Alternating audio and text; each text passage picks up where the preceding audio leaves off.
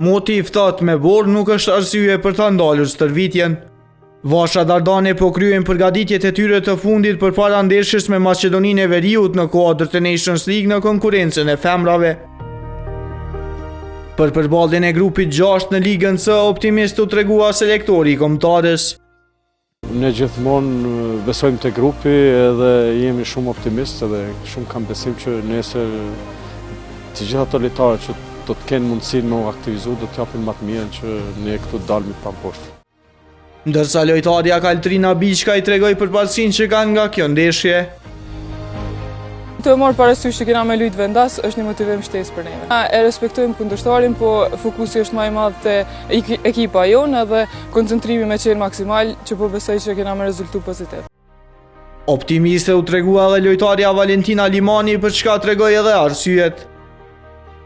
E kena analizuar kundërshtarin shumë mirë dhe ka pasur një lojë me Letlandën. Dhe besoj që gabimet që kena bërë lojën e kaluar do t'i përmirësojmë edhe besojmë që ta kemi një rezultat pozitiv.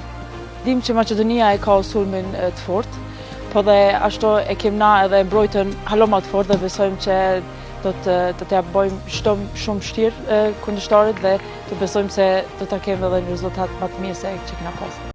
Pas 2 ndeshjeve të zhvilluara, Kosova renditet në vendin e dytë me 3 pikë, 3 më pak se vendi i parë Lituania.